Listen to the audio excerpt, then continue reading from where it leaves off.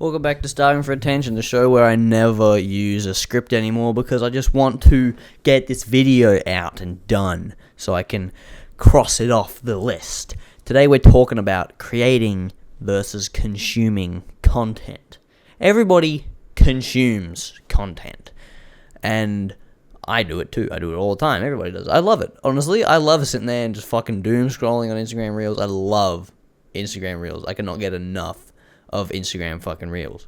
But I like to believe I balance it out by creating content too. I put stuff on Instagram Reels and TikTok and YouTube Shorts and YouTube Normal like this. And it's a very good thing. Social media is very good. It's not a bad thing. I'm not not about to come out here and be a boomer and be like, ugh, fucking hate phones. I fucking hate everything. I want to fucking kill everyone. I don't want any of that. I quite enjoy social media. I don't think there's anything wrong with it. I think that people misuse it sometimes, but it's not the fault of the platform or the fact that it's social media or technology. It's the fault of the user. People are using it incorrectly. People don't know how to use it properly, and people consume more than they create in any form. Even if social media didn't fucking exist, people still would just genuinely consume more media than they create. That's just how humans are. But you still need to make things and create stuff. That's what I believe makes people happy, is making stuff. I know it makes me happy, but like, not just physically building things, but just doing something constructive. Make something. Do something. Go and fucking do something instead of just sitting there on your phone all day. I know I'm sounding like a boomer, but like, just don't consume all the time. Like, even if you don't have a phone, which I know you have a phone, don't be one of those posers that are like, oh, I'm deleting social media. Because social media is clearly not the fucking problem. You don't have a social media addiction. You have a fucking life problem. You don't do anything. You're just bored all the time. So you're on social media all the time because you have a fucking shit life and you're bored. And you made it that way. You made it shit. It's your fault. You can get out of it too. You can make it not shit by making stuff. I make a lot of things. I have done since I was like 12 years old. I've been making stuff. And that's also probably from growing up on the internet, but also being raised the right way. And I'm not about to sit here and lie and say my parents raised me to be a creative person. They always told me to use my imagination as a kid and, like, go and pretend and shit. But I never did that. I never did that as a kid. But when I got my iPad and I wanted to be a YouTuber, instead of making, like, shitty fucking, hey guys, welcome to our YouTube channel. Today we're going to be playing with our butts, like a lot of people did, me and my friend Zane made a web series at 12 years old. It was horrible, and there was like 10 episodes of it. It was pretty good. They were like well edited. Like, I did a pretty good job fucking editing those for a 12-year-old. Like, I'm not going to sit here and say that it was shit for a 12-year-old. It's shit video now. It's shit if I made it now, but I was 12. I reckon it was pretty good for a fucking 12-year-old on an iPad making iMovie with one dude. It was called Horseman. It was about Zane, who had a Wii remote, which I still have, or I had to rebuy it, but I have the same model Wii remote, and he got it stolen by the Horseman, and I was the Horseman. I was literally just a child with a horse mask on, and I walked in there in his fucking room and stole that Wii remote from the safe. Turns out it had secret powers. What the flip? It had secret fucking powers, and now the Horseman is magical. Boom. How the fuck is that for a story at 12 years old? Pretty fucking good, if I do say so myself. We made 10 episodes of it. Well, me and Zane made 3, and then there was another 3 after that with my friend Brent, and then another 3 after that with Brent again and some other fucking dude. And by like the 5th episode, it kind of just turned into Horseman steals the remote. The dude chases Horseman. They fight. see what happens next episode. It kind of just turned into that, just running around. But it was fun to film, and it was better than sitting there and watching YouTube videos. And I think people should, like, inspire their kids to be more creative instead of just saying, fuck you, go outside, go do something. Give them something to do. Say, like obviously, as a kid, your mum's going to come in and go, hey, why don't you go and do this? And you're going to be like, no, that's fucking gay. I'm not going to do that. And you're not going to do it. So, like, it's also mainly the kid has to discover it themselves. It's kind of hard. Like, I'm not about to say as a parent, because I don't have any kids. I'm not going to have any kids for a while. But, like, I can see from the parent's perspective, it's going to be very hard to get your kid to do anything if you know that they're not going to fucking listen because they're a kid. So, you have to be very, like, you have to think about it a lot. What you want your kid to be like. But also, don't think about it at all, because at the end of the day, it's your kid's life. They can do whatever the fuck they want. But that's not what we're talking about. We're talking about consuming and creating. So the next thing that I made was another web series called Cud Swamp, where you would not believe it, the same fucking thing happens, but instead of it being like me stealing something and then them chasing me, it's just me walking around a park, basically, pretending to be a drug addict.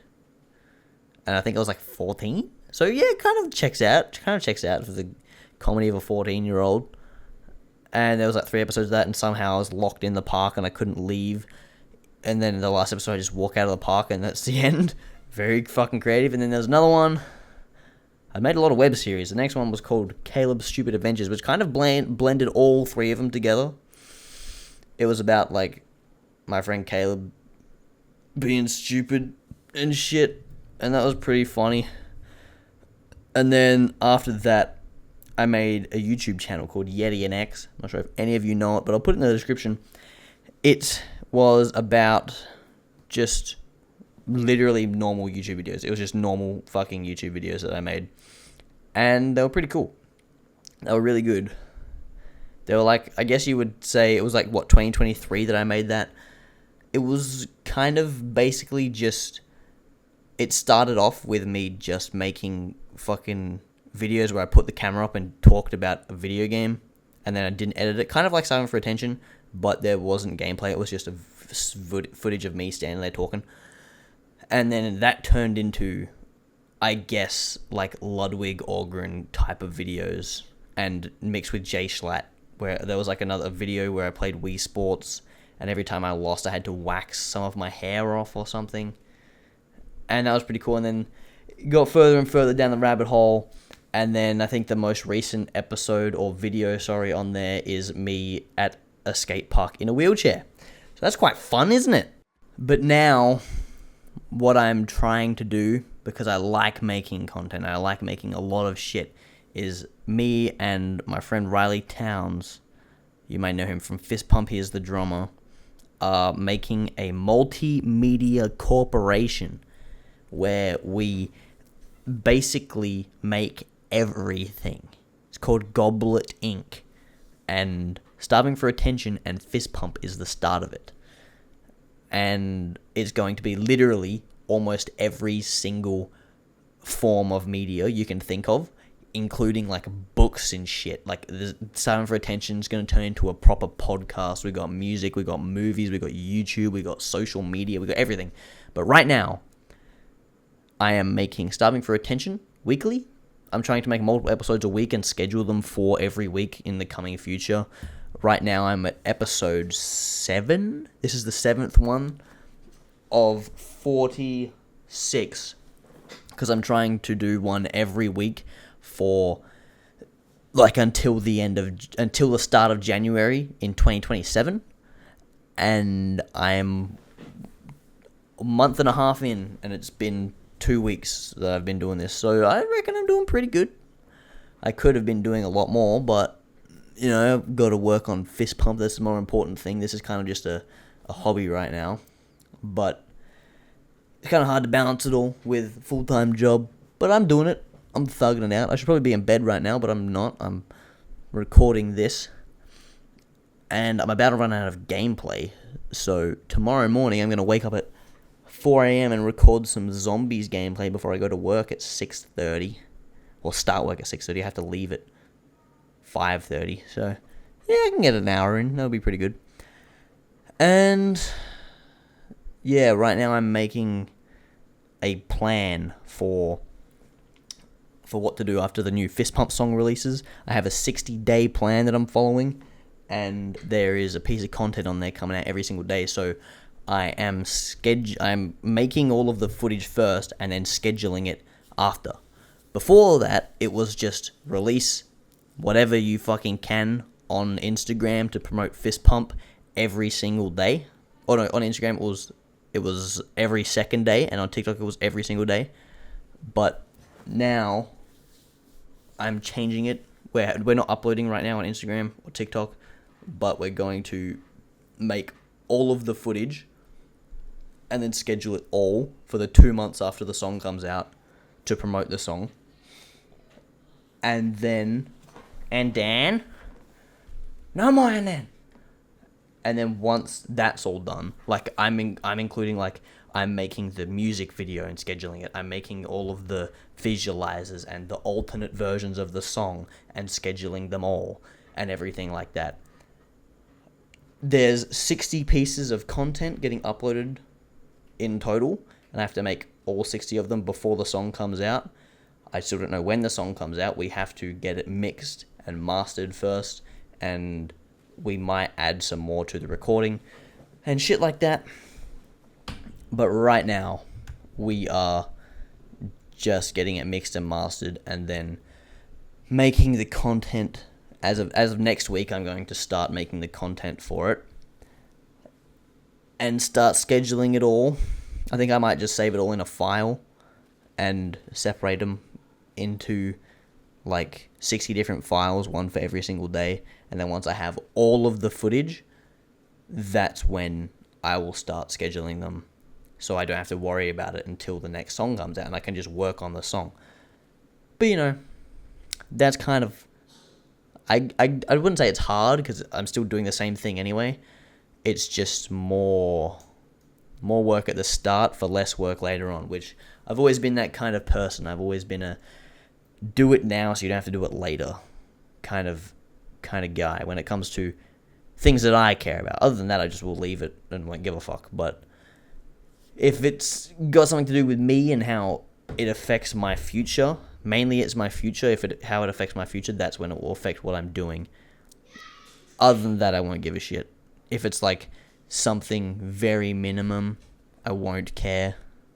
But if what I'm doing is going to affect my future, then I'm not going to do it, or I'm going to do more of it if it's going to affect in a good way. You know what I mean? But yeah, consuming, I do a lot of that too. I consume a lot. I like it. I mean, you kind of have to consume if you want to create. Otherwise, you're just going to create shit that no one's going to watch and no one's going to care about. And I think that's kind of what starving for attention is. Like, it's just slop. I don't think anybody really... Like, there are some videos on here that do pretty good, but I don't put a lot of effort into this. But I get into, like, a flow state of talking where I would, like, get lost into listening to it while I'm editing it. I don't know what it is. It might be the way I talk. Sometimes, I could put a lot more effort into cutting these up and making it sound and flow way better. But I think that's kind of a bit of a charm to it, where I just don't edit anything. But there's a lot of slop on Instagram Reels, but I like it all. It's all funny. I have the worst sense of humor ever. None of this shit that I laugh at is funny, and I giggle my fucking little white boy ass off at work in the lunchroom every single day over like some fucking stupid photo of a Hyrax. And it's not even the fact that it's a photo of a Hyrax, it's the fact that I'm scrolling and this little fuck just shows up on my screen, like three of them, like little fucking mammal things bunched up into a thing, just going meh. And it's not even funny. It's just the fact that it pops up and it's just a frame of them staring frankly at the fucking camera. And I just start fucking laughing in this full crowded fucking room of people. And it's just embarrassing, but it's funny as fuck. I love it. I love just sending the most unfunny shit to the hottest bitches I know. It's so funny. And just... I love being so giddy and having just laughing at anything. And I don't really consume movies. I will mainly the media, the forms of media I consume is music, obviously, YouTube, and anime. Sometimes I read the Bible. Games, I play a lot of video games. That's like 6 now. Reels, obviously, I don't know if I've said that already. And I guess, yeah, movies sometimes, but that's not like me. That's like, I'll go to my friend's house, I'll go to Riley's house, and then we'll watch a movie. And yeah, that's kind of it. Most of the time, I'm just on my phone, on Reels, though, when I'm, consuming shit. But, you kind of have to consume to be able to create in the right way. I've already said that. I've already said a lot of things. I've already said too much. Goodbye. This is the end of the video. Goodbye.